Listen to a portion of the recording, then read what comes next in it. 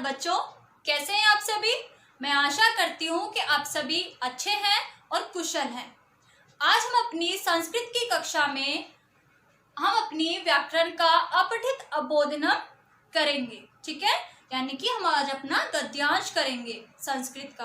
तो ये गद्यांश है आपका महाकवि कालिदास जी के बारे में। तो कालिदास जी के बारे में पढ़ने से पहले हम उनके बारे में थोड़ा सा जान लेते हैं। तो महाकवि कालिदास जी जो थे वो आपके गद्यांश में बताया गया है कि महाकवि कालिदास एक सर्वश्रेष्ठ कवि थे। वो ना केवल भारत में प्रसिद्ध थे बल्कि वो पूरे विश्व में प्रसिद्ध थे, है ना। क्यों? क्योंकि उन्होंने अपने ज्ञान के कारण ऐसी बहुत सी रचनाएं की हैं जिनके कारण वो संस्कृत के भी महान कवि हो गए और वो विश्व में भी विख्यात हो गए, यानी कि वो विश्व में भी प्रसिद्ध हो गए। उनकी आगे आपके गद्यांश में आपको बताया गया है कि उनकी सर्व प्रसिद्ध रचना है अभिज्ञान शाकुंतलम। कौन सी रचना है उनकी सर्व प्रसिद्ध? अभिज्ञान शाकुंतलम। अभिज्ञान शाकुंतलम उसके बाद है उनका एक प्रसिद्ध नाटक है और उन्होंने अपने इस ज्ञान के द्वारा 3 नाटक और महाकाव्य और गीता काव्य की रचना की है। ये आपके गद्यांश में आपको बताया गया है। उसके बाद आपको बताया गया था कि उन्होंने एक राजकन्या के साथ विवाह किया था और उस राजकन्या का नाम था विद्योत्मा, यानी कि उनकी पत्नी का नाम था विद्योत्मा। तो अब हम थोड़ा सा और जान लेते हैं महाकवि कालिदास जी के बारे में।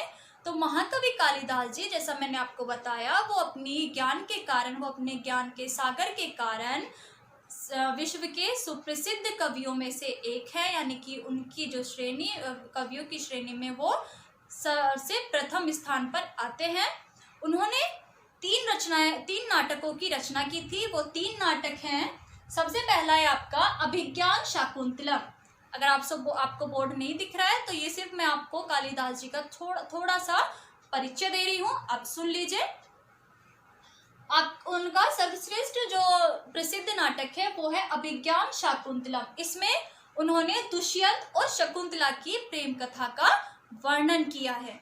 जो उनका अभिज्ञान शाकुंतलम नाटक है, उन्होंने उसमें दुष्यंत और शकुंतला नाम की स्त्री का प्रेम कथा का वर्णन किया है। उनका दूसरा नाटक है मालविका अग्निमित्रम। उनका दूसरा नाटक है, जो 3 नाटक है उनका दूसरा नाटक है मालविका अग्निमित्रम। इन्होंने उसमें अग्निमित्र और मालविका की प्रेम कहानी का वर्णन किया है। तीसरा नाटक है विक्रमो उर्वशीयम। इनके तीसरे नाटक का नाम है विक्रमो उर्वशीयम। इसमें उन्होंने पुरुरवा और उर्वशी राम की कन्या की प्रेम कहानी का वर्णन किया है। तो जो अभिज्ञान शाकुंतलम है उन्होंने उसमें दुष्यंत और शकुंतला की प्रेम कहानी का वर्णन किया है। मालविका अग्निमित्रम में उन्होंने अग्निमित्र और मालविका की प्रेम कहानी का वर्णन किया है। और जो इनका विक्रम और उर्वशीयम नाटक है, उन्होंने उसमें पुरुरवा और उर्वशी की प्रेम कहानी का वर्णन किया है। ठीक है, ये आपको समझ में आया कि महाकवि कालिदास जी कौन थे। वो संस्कृत के सबसे सर्वश्रेष्ठ और महाकवि थे। ठीक है, उनकी पत्नी का क्या नाम था? उनकी पत्नी का नाम विद्योत्मा था।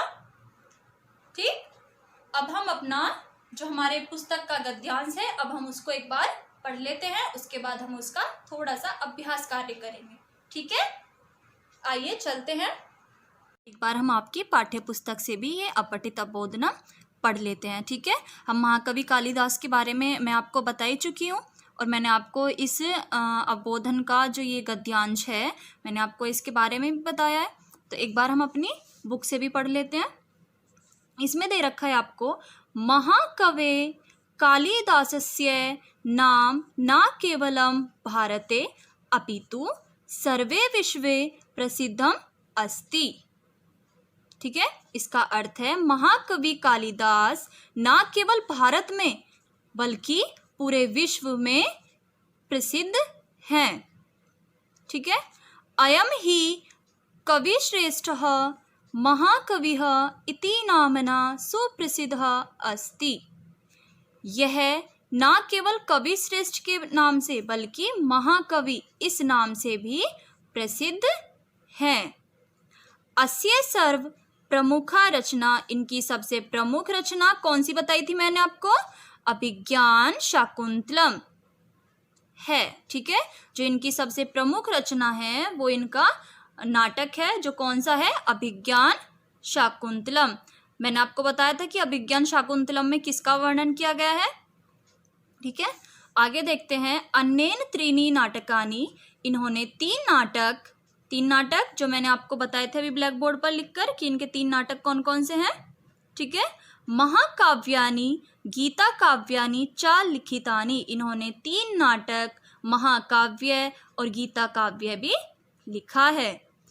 तस्य विवाह एक्या राजकन्या सह अभवत, उनका विवाह एक राजकन्या यानी कि राजकुमारी के साथ हुआ था।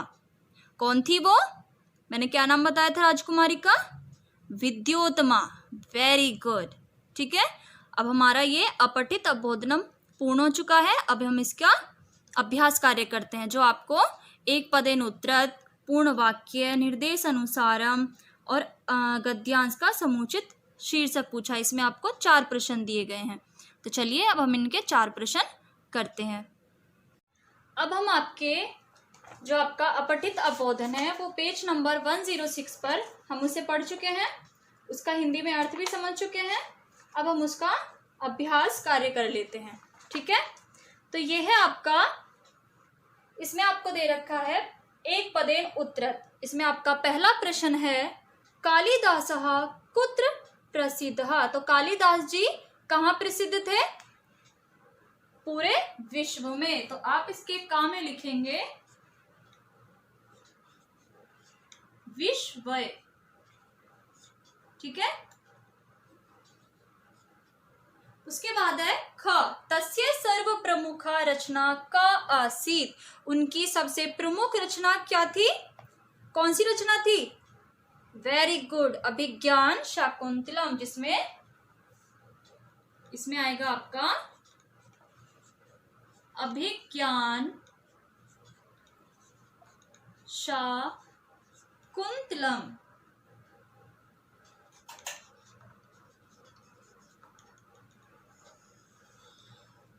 ठीक है, उसके बाद है ग, अन्येन कानि नाटकानि रचितानि, इन्होंने कितने नाटक लिखे थे? कितने नाटक थे? मैंने आपको तीनों नाटकों के नाम बताए थे। Very good, त्रीणी।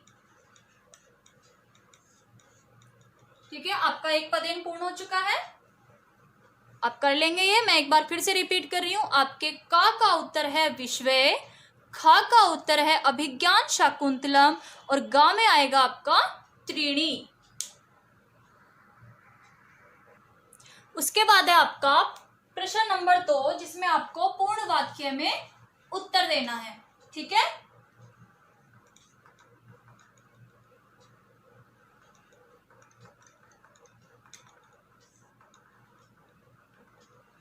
इसमें आपको पूर्ण वाक्य में उत्तर देना है। तो आपका पहला प्रश्न आपसे पूछा गया है कालिदासेन किम किम लिखितम, यानी कि कालिदास जी ने क्या क्या लिखा था? क्या क्या लिखा था उन्होंने?